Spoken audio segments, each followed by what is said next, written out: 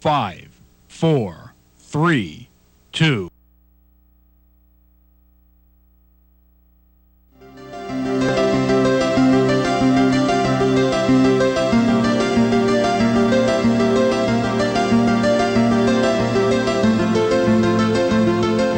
Welcome to Westchester Jewish Community Services. As a leading agency in providing a comprehensive spectrum of human services, we have been helping people since 1943. We serve all people in Westchester County, regardless of age, income, or ethnicity. We provide a wide variety of essential and dynamic services that make a difference in people's lives. Children, teens, adults, and senior citizens are served by our network of programs located throughout the county. When people come to us for assistance, they become part of the WJCS family. Our highly trained and skilled staff focus on you and your family and are committed to becoming your partner in finding solutions. For more than half a century, we have been connecting people to services that help them overcome mental, physical, or emotional challenges. WJCS is here in your community when you need us. Welcome to the Ways We Care of Westchester Jewish Community Services. I'm Dale Wang, Director of Community Relations. WJCS is in your community when you need us. We are funded by government grants, private individuals, foundations, corporations, UJA Federation, and United Way. A couple of months ago, WJCS completed a branding project. And what we found out was that everyone in Westchester County knows what we are, who we are, but they don't necessarily know what we do. So this evening's program is dedicated to helping you understand what WJCS is and what we do. WJCS celebrated its 60th anniversary in 2003.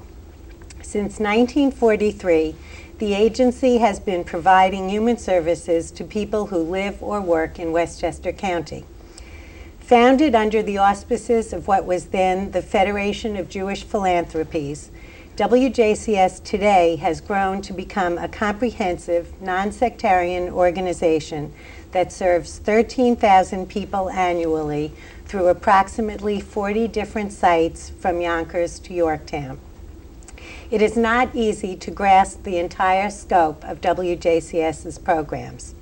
We are addressing the needs of our youngest citizens in our Family Center daycare program and the oldest and most vulnerable with end-of-life care services and geriatric outreach. We have community residences for people who are mentally retarded and developmentally disabled, and a vibrant community center for gay, lesbian, and transgender teenagers.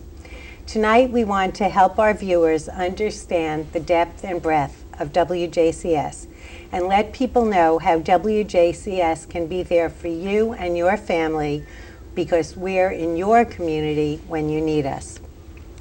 To help us become acquainted with the network of WJCS services, I've invited some of our key executives responsible for the major service areas, and I hope you will bear with them.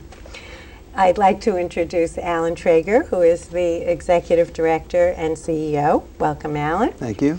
Steve Yellen, who is our Assistant Executive Director in charge of Community Residential Care. Thanks. Welcome, Steve.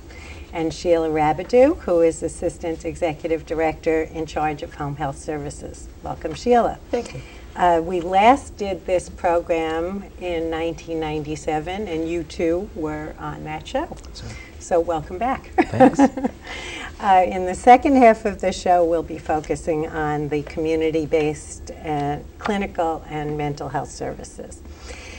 Alan, you've been with us for a long time. Give everyone a little bit of background and history about the agency and how we've gotten to the point we are today. You already covered all that stuff in your opening remarks. You can do it well. You know, the agency started, like most agencies do, and kind of grows along with the community. So in 1943, the world was a little bit of a different place, and Westchester County was not nearly what it would become.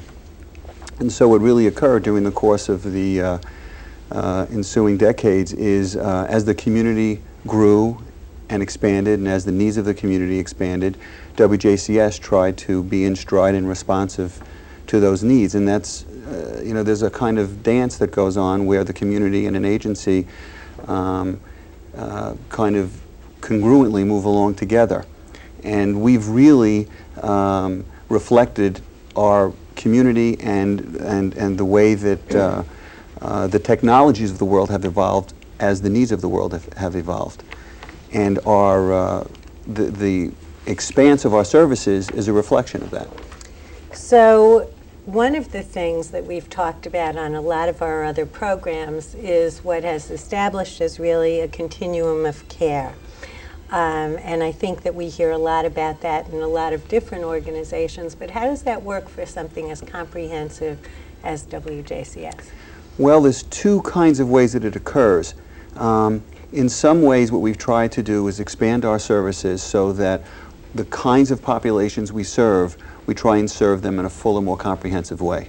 So, for example, if we're providing mental health care, it's not just a mental health clinic. It's a mental health clinic that serves children, and it's a mental health clinic that serves the geriatric population. It's not just sessions once a week. It's also a day treatment program that's a little bit more intense in terms of the kinds of services we provide. And then there are related kinds of services that we bring to a mental health clinic so that there's a comprehension of services in age, and kind, and quality. Mm-hmm. And I think there's also a linkage of services too, so that people who might come into one area might be able to be served in a lot of different ways. What happens to an agency like WJCS is that, again, within a particular area, we could have programs for, you mentioned some of our programs, a program that's for gay, lesbian, bisexual, and transgendered youth that may also profit from a mental health clinic or would profit from our learning center. And so there are different ways in which a person can come to our agency for a particular need and become aware of we become aware of other needs and we provide other resources. But the other thing that's occurred with WJCS is we've also provided services in very different kinds of fields that also can come in a kind of, the whole is greater than the sum of its parts. So for example, in the 70s, when we became aware of the warehousing of mentally retarded people in state institutions, and for those of us that were around in those days, Geraldo Rivera and the Willowbrook Decree, so we got into the business of providing group homes for the mentally retarded throughout the county. Well, it's not unusual for one of our residents who's in one of our group homes to also need to access some services we provide in another division in mental health care. Or it's not unusual, for example, since the birth of our agency, we also provided home care. Somebody in one division might access the services that are provided in another division. So continuum of care can take place in a variety of ways. Mm-hmm. Generally, who is eligible for our services? Generally, if you live or work in Westchester, you're eligible. And because of the vast expanse of services we provide, most of the time, not always, but most of the time, if somebody has a problem or a need of some kind of service, giving WJCS a call, there's a reasonable chance we may have a service. And if we don't, we probably know who does. Mm-hmm. And our referrals can someone just call up on their own, or do they have to come through a particular avenue? Yes. Yes. If somebody calls up on their own, that's fine. If somebody has a friend that receives service from WJCS, schools refer, primary care physicians can refer, other mental health people can refer, and also our colleagues. We are part of a network of other agencies and part of the fabric of the community, and so we are aware of the services that other agencies provide and vice versa. So people can enter our doors through a variety of ways. You've been with the agency for a long time. Are there particular problems and issues that come up today that were not on the radar screen 20, 25 years ago? The answer is yes, with a caveat. Some are obvious. 9/11 changed the world for everybody. That's had an impact on children and families in Westchester County. The technologies of the world have changed, so deinstitutionalization has had an impact on our community. Folks that were living in state hospitals or developmental centers that were either retarded or mentally ill years ago never saw the community. Now not only because there are community-based agencies that provide services, but because of the modern technologies in psychopharmacology and new medicines that help people get maintained in the community. Those kinds of changes have occurred. So the whole nature of psychotherapy years ago when, well, at the turn of the last century when Sigmund Freud was developing psychoanalytic thought and psychodynamic thinking, the rule of thumb for therapy took one form. You lay on a couch and you told them your problems. Correct, right? correct. Nowadays, planned short-term therapy, family therapy, there's been an evolution in the field, and so the way we provide services has changed over the years. The notion of community-based programs and not necessarily requiring a person to come to a clinic, but an agency reaching out to the community providing a variety of services has changed somewhat. The caveat, people are people. So 1800, 1900, 2000, 2500, there are some basic needs that humans have. Individual needs, family needs, community needs, and so sometimes there are changes in what's needed and what we provide, and sometimes the form it takes, the language that we use is different, but there are some basic human needs of love and connectedness and working and playing that probably transcend changes over time. Okay. Let's talk a little bit more specifically about some of the programs that come under your particular areas. Steve, you are in a very particular area with very highly regulated and a specific population. How we got into this, as Alan said from the beginning, when Willowbrook was deinstitutionalizing people, and how did we get into this and how has it evolved? Well, we got into it in 1979 with the initiation of our first group home, in part because the state needed voluntary providers such as WJCS to assist them in the whole deinstitutionalization movement. State surely couldn't take on this kind of effort on its own, and they looked to an agency like WJCS to also become involved.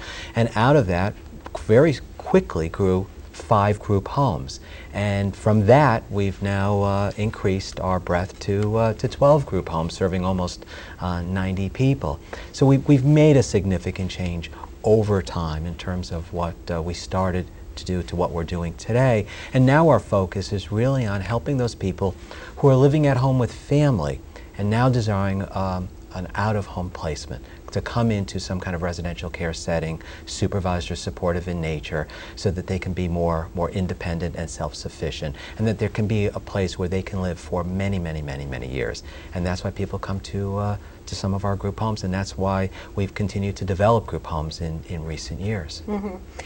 Talk a little bit about the process. When you talk about helping families, these are families who have individuals living with them who might be mentally retarded, developmentally disabled, and at what point are they able to consider moving their loved one into a group home, and what's the process? Sure. Some families will consider this when their children are in their later adolescence, when they're doing transition planning, so then when they're starting to think about what's going to happen to their child when they leave the public school system at the age generally of 21, they start to think about who may be caring for them down the road too. So as part of the transition planning, a number of families start to think about it and to look into it when their kids are 18 or 19, maybe even 20. Some families decide that they will look into it much later, but be that as it may, our doors are open at any point in time for families to call us and to inquire and to talk with us and to even see our group homes. The process is really very simple. They call us and they start talking with us, and sometimes they bring their friends in who also have children or relatives who are developmentally disabled or mentally retarded, and we talk together about what their needs are, what they're looking for, what their hopes and aspirations are, and whether or not we are going to be the right agency to provide the kind of service for their loved one. And out of that comes some agreement in terms of how we're going to move forward. Will we be looking for that individual to eventually live in one of our existing group homes when we at some point get an opening, or will we look to do some new development around that individual and other similar individuals? And if it's going to be some new development, and we're looking for a group, we try to do a mixing and matching to try to find people who are of similar liking, that have similar kinds of functional needs, have similar interests, and that will be compatible as a group together.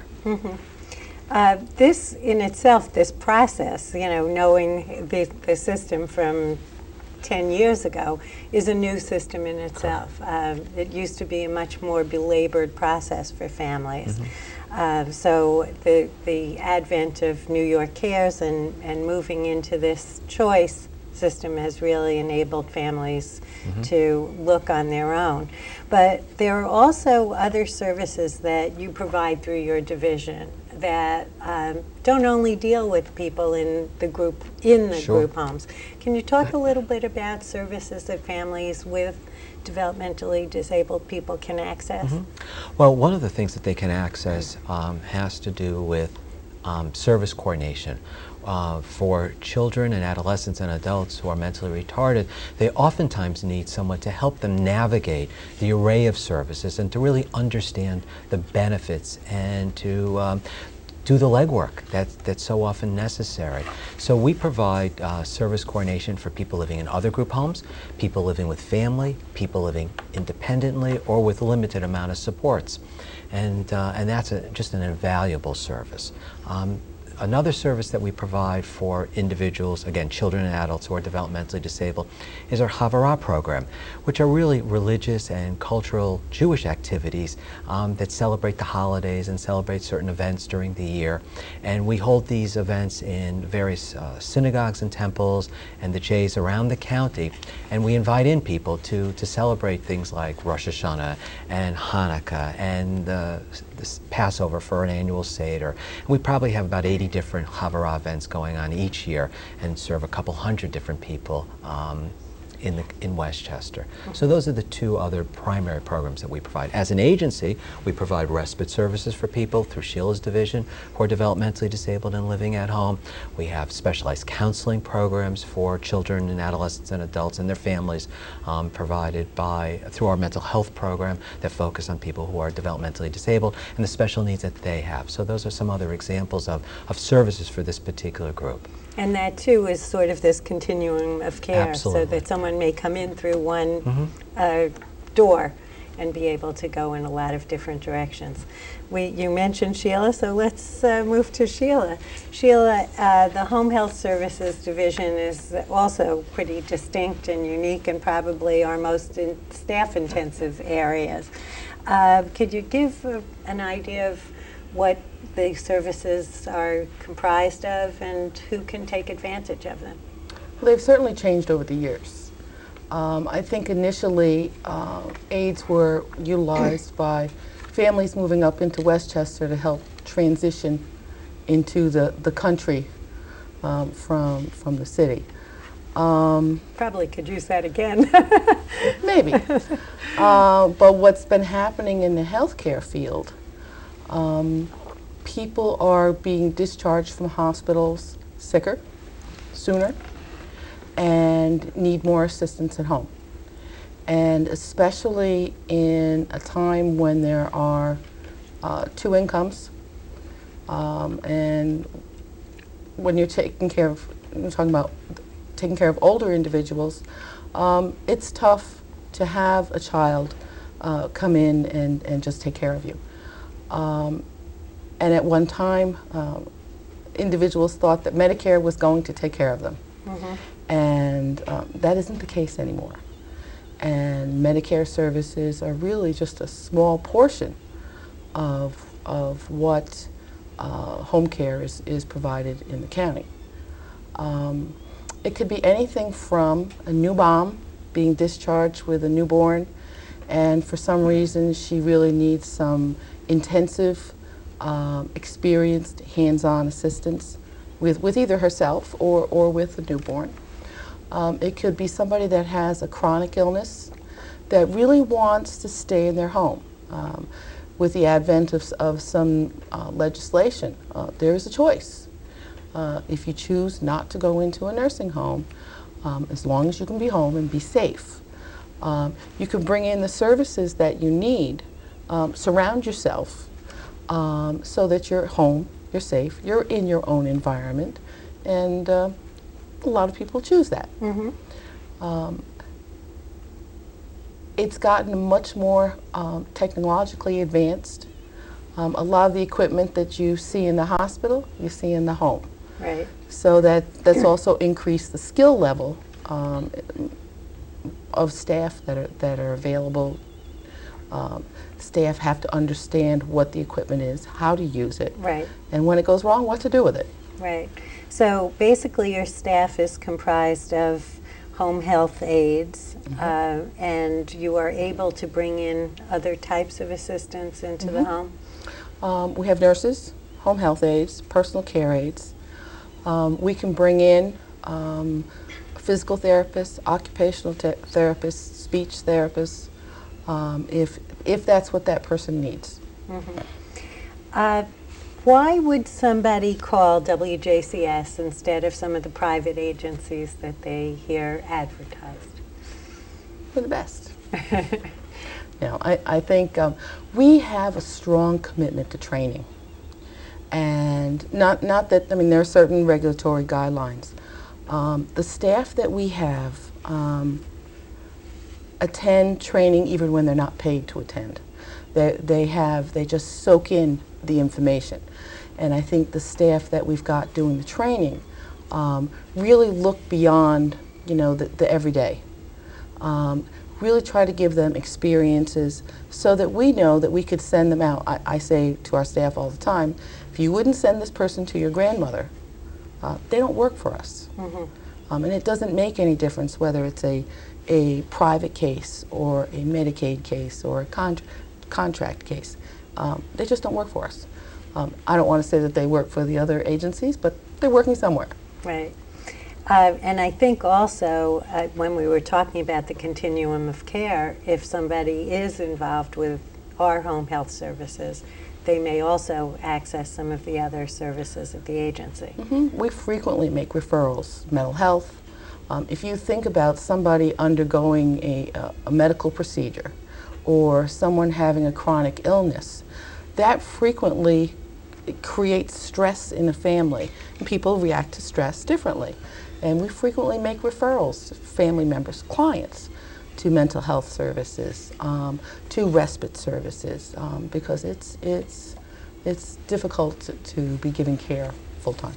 When we were talking about changes in the community, one of the biggest changes is the growth in the demographics of elderly people.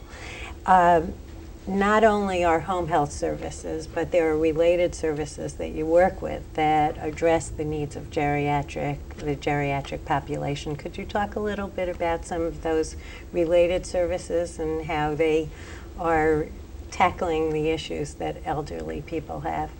One of the things that actually Steve referenced was Project Timeout, which is a respite program that not only provides respite to caregivers of parents of developmentally disabled children, but caregivers of people who are, let's say, in the beginning stages of Alzheimer's, that they really can't be left alone, and they need a respite, they need a break, they need to be able to go to the store.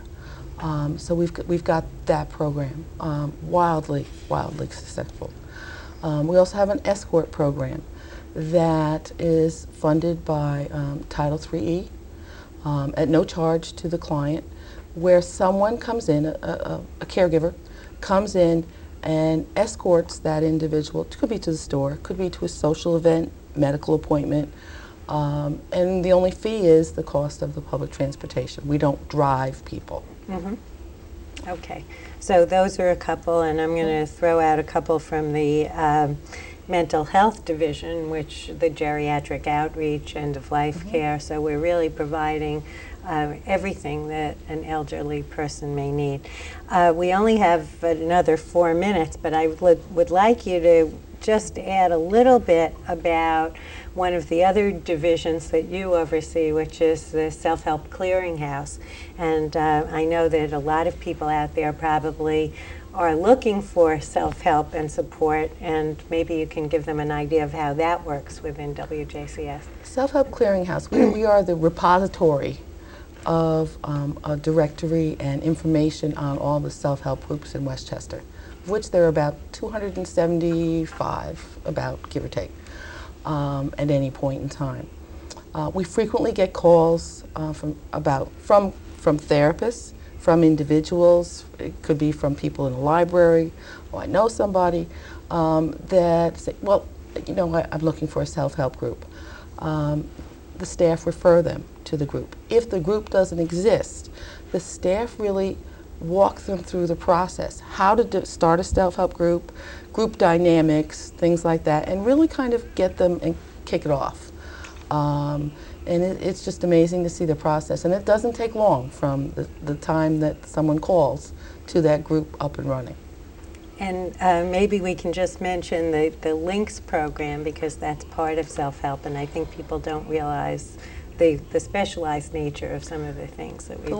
The Links program is a program that's funded by New York State Department of Health that links volunteers with parents of children who are undergoing treatment for cancer. The volunteers have all gone through this, are all parents of children who have undergone the treatment, successful treatment, and just make a connection. What we were finding was that these parents are so busy, can't go to groups, can't get out because they're busy with their children, with their work, with life. And sometimes email at 2 o'clock in the morning is the support that they need. Sometimes just a phone call is just enough to get them over until the next crisis happens. They're always looking for volunteers, and they're constantly on the watch for people who need the service too. Okay.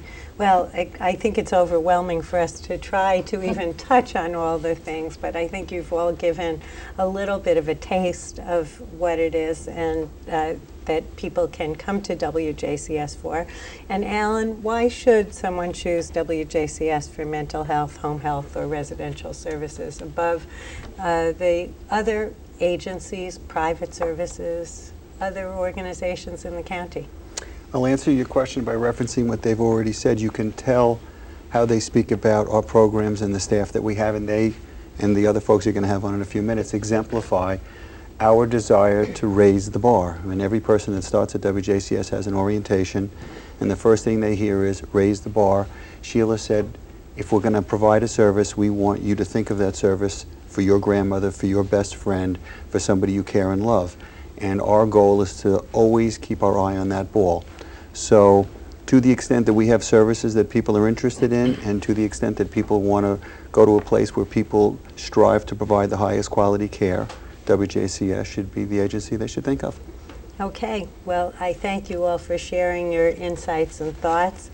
I want people to know that our latest newsletter, which is We're in Your Community When You Need Us, is available, and if you give us a call, we'll be happy to send that to you. It gives an overview of the kinds of linkages that WJCS makes among its services within the agency and with other organizations.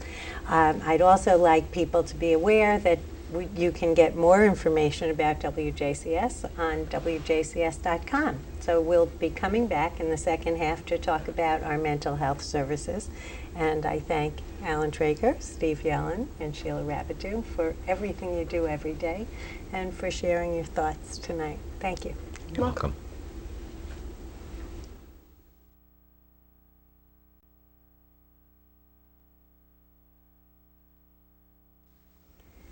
Welcome back to the Ways We Care of Westchester Jewish Community Services. I'm Dale Wang, Director of Community Relations. WJCS is in your community when you need us. We are funded by government grants, private individuals and foundations, UJA Federation, and United Way. WJCS has been entrenched in the Westchester community for more than 60 years. Beginning as a small mental health agency with 2 counselors in White Plains, we have developed into a comprehensive human service organization which provides assistance to children, adults, and seniors to people with mental, physical, emotional, and learning disabilities, that helps strengthen families and individuals stressed by conditions of poverty, domestic abuse, or delinquency, and offers support to those facing terminal illness and challenging life situations. This level of care, comfort, commitment, and quality can only be accomplished with exceptional leadership, both from our staff and board. And tonight we are meeting some of those leaders who make WJCS tick and oversee the various divisions that deliver vital services to people who live or work in Westchester County. In the first half, we spoke with our heads of the Community Residential Care and Home Health Services Division, and in this half, we're going to be focusing on our mental health services. But first, I'd like to introduce Bernie Kimberg, who is our Chief Operating Officer and Associate Executive Director. Welcome, Bernie. Great to be here, Dale. And Linda Breton, who is Assistant Executive Director for Community-Based Mental Health Programs. Welcome, Linda. Thank you. And Alan Zamoski, who is Assistant Executive Director for Clinic-Based Mental Health Programs. Thank you, Dale. So, Bernie, I'd like to give people a little bit of an overview. I sort of introduced it, but I think it's so hard to really understand the full range of services that WJCS provides and the kind of special programs and services that we have targeted to the community. So maybe you can give a little overview for us. Dale, this is a great agency. This is an agency that serves 13,000 people a year, ranging in age from infants through the frail elderly. We're an agency that cares. We're in your community when you need us. That's our tagline, and we really believe in that. As you mentioned, we have a community residential division, which we spoke about earlier, where there are 12 group homes with people ranging in age from 23 through people in their 80s. And these are group homes for developmentally disabled people who are going to be with us for their life. This is their home. We are their families. In our home health services division, we provide home health for moms with newborns through people who are recovering from strokes and for the elderly. Our goal is to keep people in the community and keep them independent as long as they can function in a healthy manner. Tonight you're going to hear from two of our superior staff talking about our mental health services, traditional clinic-based services as well as services in the community. We are an agency that's a flexible, dynamic agency. Our commitment is to put consumers and our people of this county at the top, and whatever we can do in a way to help people, to help families, we're going to do so. In the first half, Sheila had mentioned training. I think Alan had mentioned training, but we really didn't get into the whole aspect of the WJCS Educational Institute and the training that we provide for the community and for the professional community. Could you give a little insight into how we do that? It's a great topic, and training is what makes WJCS special. Our greatest resource is our staff. And we want to make sure that our staff have all the skills necessary to do their jobs and to do them in an exemplary fashion. So we take training seriously. We have an educational institute that is chartered by the New York State Board of Regents, which is available not only to our professional staff, but because of its reputation is available to professionals in the community. We have over 35 course offerings on an annual basis, in addition to conferences that we put that are offered throughout the year. These courses range from workshops in dealing with seriously emotionally disturbed young children as young as 3 to working with a geriatric community. Some of these courses are mandatory because we want to make sure, as I said earlier, that each of our staff have a certain baseline, and many of these courses are elective. And it's to the staff's credit that they come and they take these courses because they too want to be the best that they can be. In addition to the Educational Institute, we're a training center for graduate schools in social work. So we have 14 social work students who participate in a year's experience throughout our agency. We also are a training facility for doctoral students pursuing their degrees in psychology, and we have served as a field placement for psychiatric fellows. By being a teaching institution, we keep ourselves vital and current. We also provide training on one of our more successful programs. It's a training program called HHA Cares, and that's a program where we take people who are TANF eligible, and that really means people who are Coming off of welfare, and provide them with an opportunity to gain a vocation. Our program, HHA Cares, has trained people to be home health aides, and most recently to go from a home health aide to an LPN, a licensed practical nurse. And just yesterday, if you bear with me, a quick story, a gentleman told us about his situation where he lost his job, he had been unemployed for a while, he walked by our office on South Broadway in Yonkers and saw a sign, HHA Cares. And he walked in there and he determined that this was something for him. And he went through our training program and first became a home health aide, and then was able to take advantage of another aspect of that program, and while getting paid, went back to school and got the necessary degree to become a licensed practical nurse. And he just told us yesterday how this opportunity changed his life, from being destitute on the streets to being quick-tracked to become to be a licensed practical nurse working within an agency in the community. It just does your heart warm. Yeah, it's really, and so that those services really go from the people who are beginning a career to people who really can finish doctoral degrees and do their training with us. So it really is a tribute to the training facilities that we provide. It's one of the many things that makes our agency so special, that we're always striving to do better by our consumer. Okay. I'd like to get into talking a little bit about the range of mental health services, and maybe I'll start with Alan, only because you really represent more of the traditional end of clinic-based mental health services, and maybe you can talk about what that looks like in the 21st century. Sure. We operate 9 licensed and accredited mental health clinics and satellites throughout the county. I'll just quickly run through them. We have 2 clinics in Yonkers, one in the southern part of Yonkers, the other in the northeastern part of Yonkers. A separate clinic in Mount Vernon, one in New Rochelle that has a satellite office in Mamaroneck.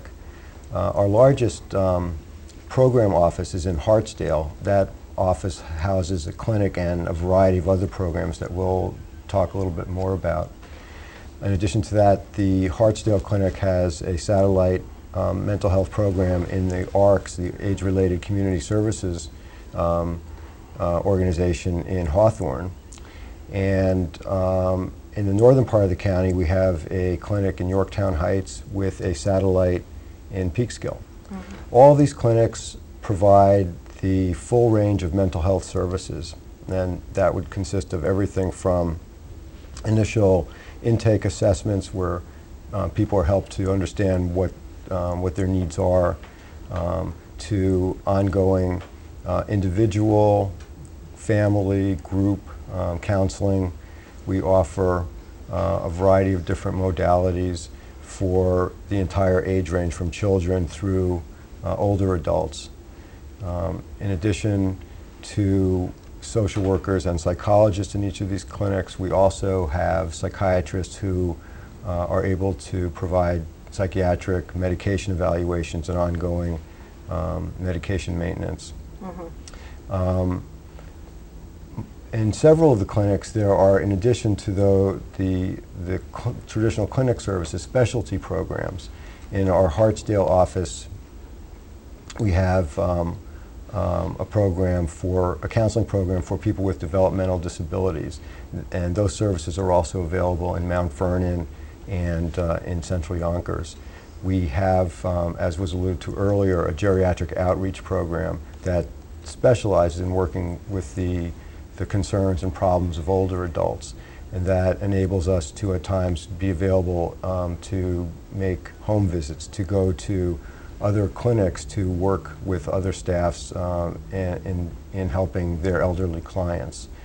We have a court assessment program where we provide court-ordered evaluations in cases of custody and visitation, also evaluations for delinquency, and on referral from the Department of Social Services, evaluations for abuse and neglect cases.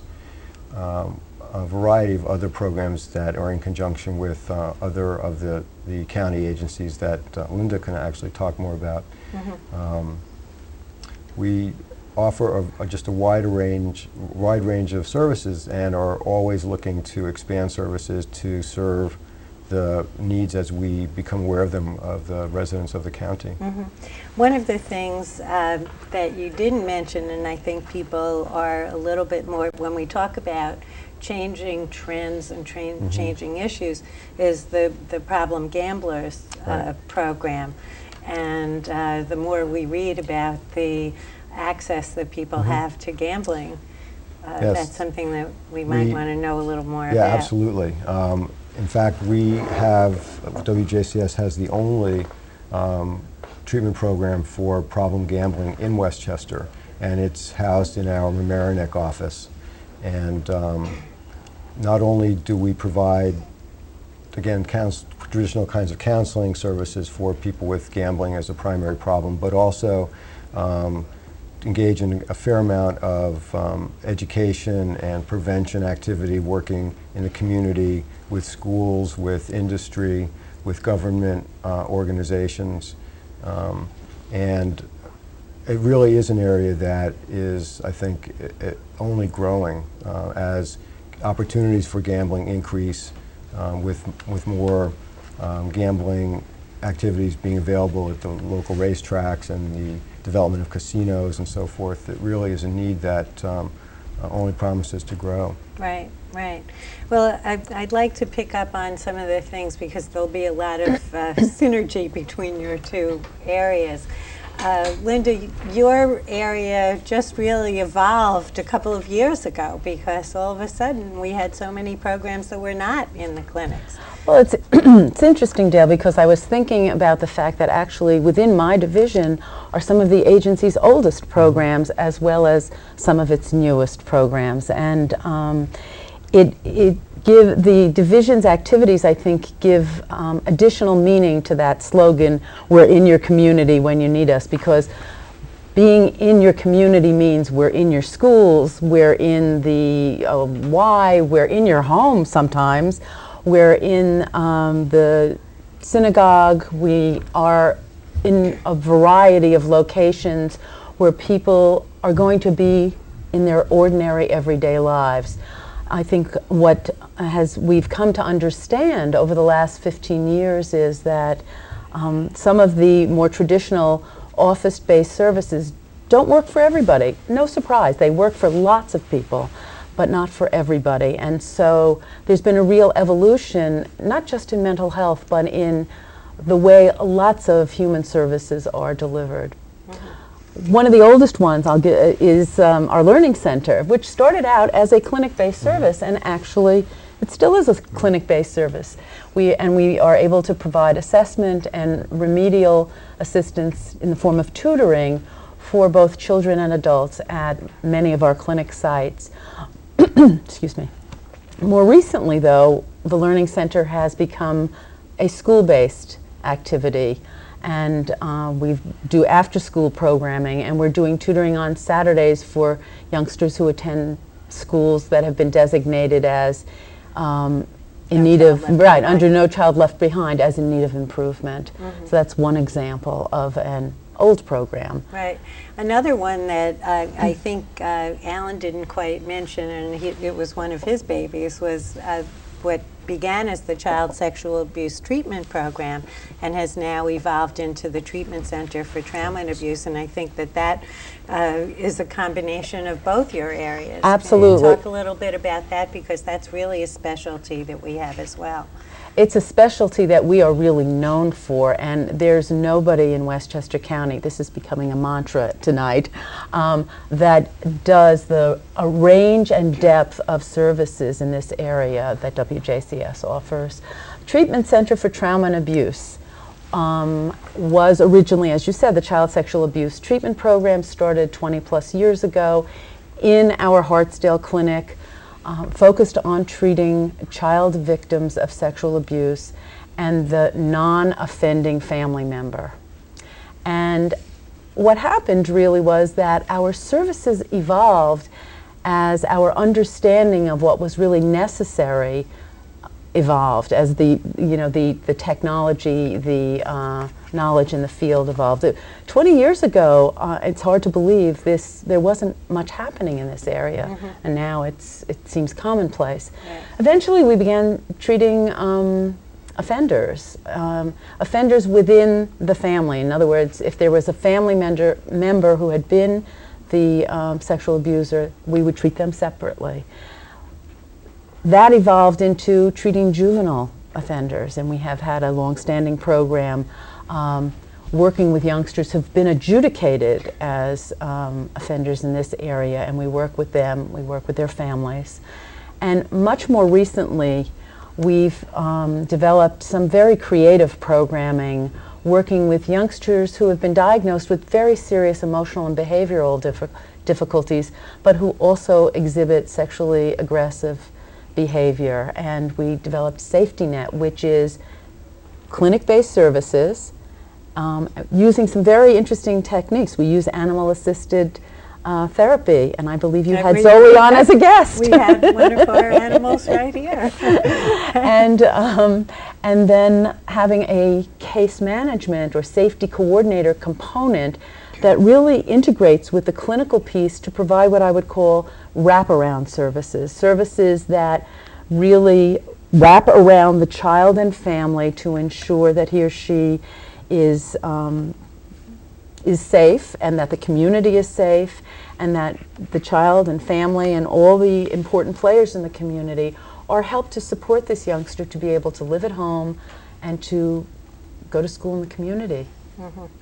So there's also been, in the other direction, we talked a little earlier about geriatric services, we've talked a little bit about abuse and anti-violence services, but in the other direction there's been an expansion in the community of services for very young children, and some of those programs are under your auspices as well. You want to just give a brief overview of those? There are a couple of them. One is a long-standing one, of course, that's the Parent-Child Home Program that provides home visitors who go into homes to provide a nationally recognized model of services, family literacy services. And out of that program and an overwhelming demand for the services, we developed the Parent-Child Center, which is a drop-in program based on the same fundamental principles as Parent-Child Home Program. We also, going in a somewhat different direction, opened a daycare center for children ages 6 weeks to 5 years in Yonkers on South Broadway, very close to the Riverdale border. And there we provide programming for, daycare programming for 43 kids from, as I said, 6 weeks to 5 years, and support services for their parents. That's one of our newest early childhood ventures. Right, and that's another area where sometimes if the families have needs, the clinic is right upstairs. Absolutely. Right upstairs. Right. And around the corner they can go to A Different Start, which is a program that helps young mothers prepare themselves to go to work, young mothers who often have been receiving public assistance. It's another example of a way in which we do training. It's interesting. It comes in many different ways at WJCS. We really have a very large commitment to training staff and to also providing training opportunities for our clients. When we talk about new trends, and we're going to have to keep it a little bit short, one of the areas that I've noticed, having now trying to revise our website and get things together, is that so many more of our programs have some staff that can address bilingual and the growing Latino population. Want to talk a little bit about where those programs are and how we're addressing those needs? Well, clearly, as the demographics of the county have changed, the needs have changed, and there is an increasing population of Spanish-speaking individuals for whom we have to be able to provide service, and so we are working hard to recruit staff, hire staff who have the skills to be able to work with that population. Okay, and I came from the Parent-Child Center today, and that's really such a beacon of light in the Latino population in New Rochelle. It's just wonderful. Couple of other things. Bernie, we get a considerable amount of funding from UJA Federation, and with that funding we provide specific services to the Jewish community. Can you talk a little bit about that relationship and Linda too, where we are focusing on the needs of the Jewish community and how we're meeting those? I'll start off and fill in. First of all, again, UJA Federation provides us the core funding to do some specialized programs. These programs range from support groups for Holocaust survivors and second and third generation Holocaust survivors to our newest program, which is building bridges between the Jewish and the Muslim communities in Westchester County. We have other specialty programs where we provide services for poor Jews living in Westchester County. A quick snippet, an 81-year-old Jewish senior adult living alone was brought to our attention by a rabbi. We went and paid a home visit, and this woman told us she was making choices between buying medication or buying food, and our outreach worker was able to get her connected with the entitlements so she was able to both get the medication she needs, buy food, and in turn connected her with some of our other services. I wish we had more time to talk about our healing center, and there are so many other programs, but I'd like Linda to talk about two of our larger initiatives, the Partners in Caring and Pathways to Care. Oh, you got it right. Which sometimes get confused. Okay. All right, you have 4 minutes. Okay, I'll talk fast. Partners in Caring is another example of the way in which we collaborate with other community organizations. In this case, synagogues, Jewish day schools, and Jewish community centers to provide services where people naturally congregate. And UJA Federation has given us funding that has enabled us to send social work staff into those places that I just mentioned to provide short-term counseling, to provide family life education, to provide a variety of kinds of programming. Short version. Pathways to Care is a really exciting initiative which, although starting with the Jewish community, is open to, and it serves both Jewish and non-Jewish individuals and families. And it's a service, it's a program that provides services to people from the time of their diagnosis with a serious or terminal illness. And again, there are social workers available to go out to meet with people at home when necessary or in hospital. And this service provides it fills a gap between hospital and hospice, which is often quite a considerable gap. The other very special part of the program, I think, is that we also have a pastoral care coordinator on our staff who is there to attend to the spiritual needs of both the person with the illness and his or her family. And I think one of the beauties of some of these services, even though they are funded under UJA Federation, they are open, many of them, to the broader community. And basically, many of we are a Jewish agency committed to serving the community at large. So I think we have to wrap up. I thank you all for sharing the insights and for helping people to understand the range of services. I don't even think we began to get into any of them. And as our viewers know, we do get to many of these services more intensely in our programs. But Bernie, is there anything you'd like to close in saying about WJCS and why people should choose us as their service provider in Westchester County? Well, I think if you've been listening to this section and the section before, you get a feel for how committed our executive staff are. And let me share with you, that goes up and down. Every one of our staff members treat our consumers, treat the people in our county as though they were their own loved ones. That's what makes us special. And I would just encourage you, if you're not sure whether we can provide the service, call us. Call us, and if we can't, we will make sure you get connected with the place that can. Okay, and I think foremost on people's minds too is how are they going to fund these services? And we do accept Medicaid, Medicare, Sliding scale, most insurances. private insurance. and then Don't let money be Right. an obstacle. Call us. We are there to help you. Okay, well, thank you, and I think everyone will be impressed with the commitment of all of our staff, and I know that all of you work so hard to make sure that our services are there in the county.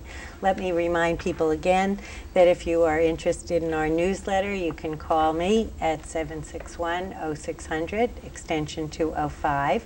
And for much more information about all of these programs, you should go to our website, which is WJCS.com. And we hope that you all have a very safe and happy New Year. And this will be our first show of January. And we hope that people will call us when we are, because we are in your community when you need us.